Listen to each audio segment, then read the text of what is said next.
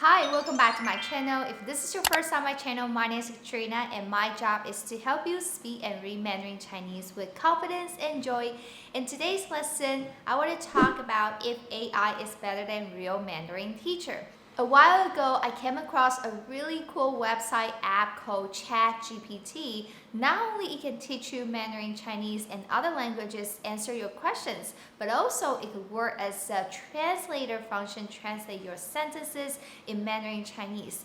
So I wonder if this app, ChatGPT, is better than a real Mandarin teacher, and if a student can really use this app without a real teacher and improve their Mandarin Chinese. This app is very interesting. So I picked 3 beginners words for this app, ChatGPT, and see how its teaching and explanation compared to this real Mandarin teacher.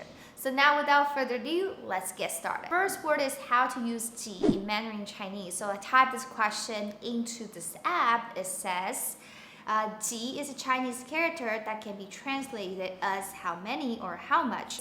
It is commonly used to ask about the quantity of something. For example, 几个苹果 or 几钱几米.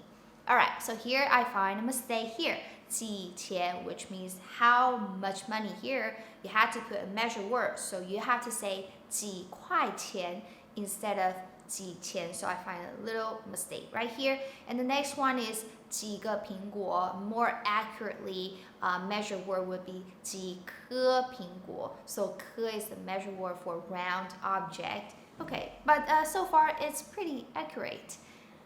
It could also be used to indicate a small, indefinite quantity such as a few, some, or several. For example, 我有几本书 I have a few books, or 我有几个朋友 or 他喝了几杯咖啡. Okay, so far it's pretty accurate, but in my explanation, I would say 我有几个朋友, 几 plus measure word plus noun, so to quantify the object. So basically the explanation is the same. I would give a structure 几 plus measure word plus noun. It's easier for students to understand. Here also said it is also used as an adjective when modifying the count noun. For example, 几个桌子 or 几个人. Okay, so here I would use different measure word for 桌子 table. So I would say 几张桌子. 张 is a measure word for table or flat object. 几个人, yes, that's correct. But if I were teaching this word 几, I would give more information. One more structure is 那 and 这 and 哪 plus 几 plus measure word plus noun. I think this is also very important, which is failed to explain or mention from this app. So the structure 那几 measure word and noun, which means those, several, something. For example, 那几个学生 that several student, literally, which means those student, those several student. So that is the specific word for the few students. 那几个学生 those several students. And if I switch 那 to 这, so like 这几个学生, which is 这 plus 几 plus measure word plus noun, that would be these several student, but literally is this several student. 这几个学生. And if we switch to the question, that would be 哪几个学生, so that would be which several students. 哪几个学生. And if I were teaching the same word 几, I would extend the sentence. For example, 这几个学生, so these several students, these students, 这几个学生是美国人, so these several students are American. 这几个学生是美国人. And I will also extend sentences like 那几个学生是日本人, so those several students are Japanese. 那几个学生是日本人. And switch to question, I would say 哪几个学生是美国人? So which several students are Americans? 哪几个学生是美国人 because this structure is very commonly used in daily life Mandarin Chinese and very useful, so I wouldn't miss this in my class. So from this example, I could see that this app is pretty accurate and amazing. I would give it a 8.5 out of 10. The next word is how to use Ciao in Mandarin Chinese, and let's see how this app says about it. Ciao is to express someone's own name. For example, 我叫李雪, okay? Or to ask someone's name, 你叫什么名字? Or refer someone or something, 他叫小明, okay? To call or summon someone, 请叫一辆出租车. 老师叫我们到教室来. Okay, that's good. And to give a nickname or nickname someone. 你叫他什么绰号？我叫他小黑。So the examples and explanation for Ciao from this app is pretty accurate. So it could mean to call somebody. For example, 我叫Katrina. My name is Katrina. Or you say someone calls something. You could say 他叫 Jason. And it could also mean as an app set to summon someone to do something. For example, 他叫我去便利商店买点东西. So he asked me, 他叫我去便利商店 go to the convenience store 买点东西 to buy something. So 叫 here means to ask somebody do something. And the other meaning for 叫, which I don't see it mentioned here, is to bark, to scream. For example, if your dog is barking, you can ask your dog, stop barking, stop, yelling. So you could say, 不要叫, stop barking, stop yelling. Or you could say, why is your dog barking? 为什么你的狗一直叫? Why your dog keeps barking? Or 为什么他一直叫? Why is he yelling? Why he keeps yelling?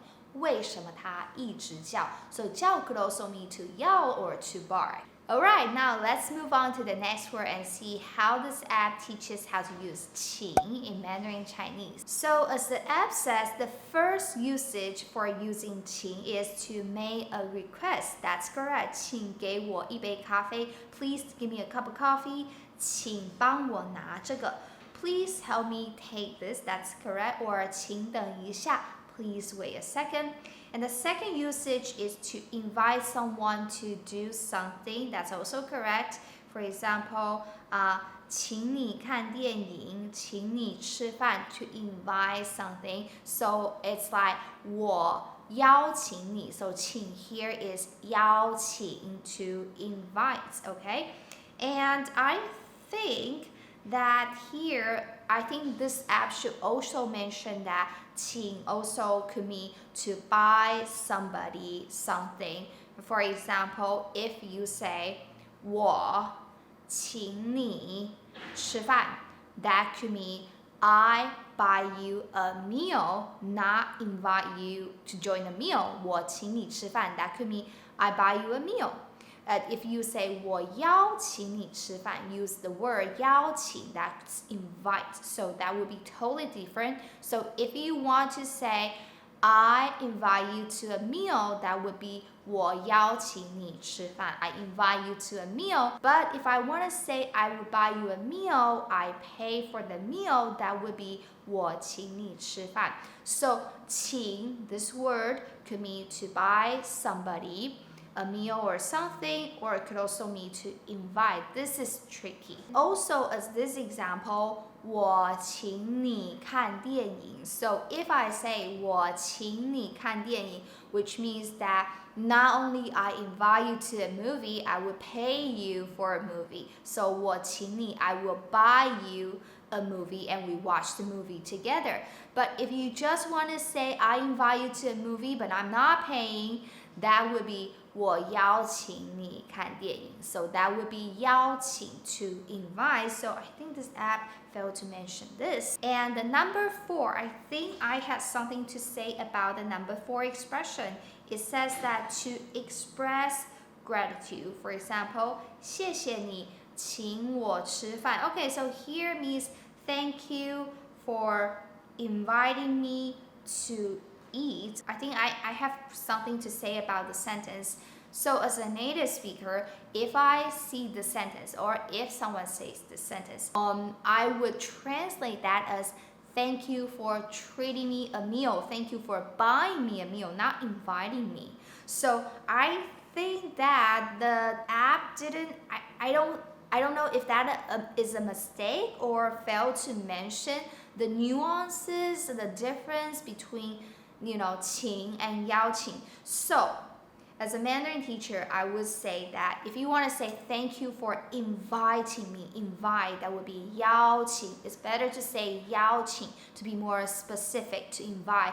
谢谢你邀请我 inviting me 吃饭. So that's thank you for inviting me to a meal, but thank you for buying me a meal, not just inviting me, but buying me a meal. It should be 谢谢你请我吃饭. So 请 here alone as a verb is to buy someone something. So here I will also point out a lot of native speaker of English make this mistake because English it says I buy you a cup of coffee, and I often hear a lot of English native speaker would say this in Mandarin says 我买你一杯咖啡 which is not right, which is incorrect. 我买你一杯咖啡 is a direct translation from English to Mandarin Chinese, but in Mandarin Chinese you should say 我请你喝一杯咖啡 instead of 我买你一杯咖啡. So if you ask me if AI is better than a Mandarin teacher, I would say in my opinion, I think the AI is amazing. The app explained a lot of words very well. I'll give it an 8 out of 10. It's a cherry on top for students and the teacher. So the students can definitely use this app out of classroom, do self-study, ask questions, and if they want to confirm something, they can ask teacher in the classroom. So for both teacher and student, I see a great benefit using this app. But I don't think that this app is better than a Mandarin teacher or can be replaced Mandarin teacher for now, because I still think that students and teacher, they have class interaction, human connection in classroom, and also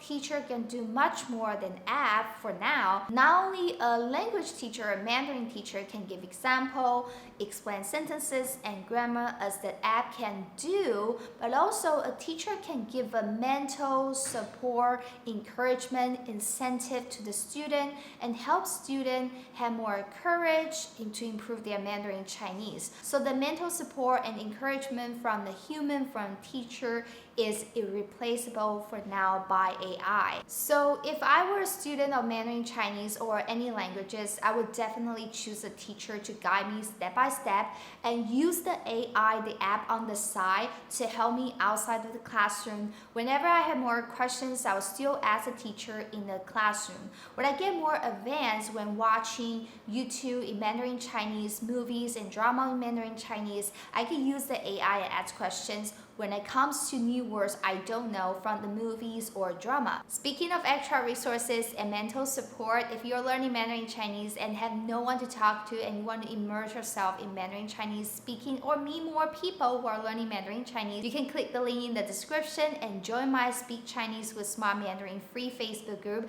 Inside the Facebook group, I will go live answer questions about Mandarin Chinese. You can post your questions about Mandarin Chinese and I will answer it for free, or other student members can answer your questions for free. It's a very supportive Facebook group. You don't want to miss it. And also, if you're a beginner student and want to learn most essential and useful Chinese verbs, then you can download my PDF. It's also free that you can study the most commonly used Chinese verb of Mandarin Chinese. Thank you so much for watching. Don't forget to subscribe and like this video, and also comment below if you want to see more video about this, and I will see you next time. 再见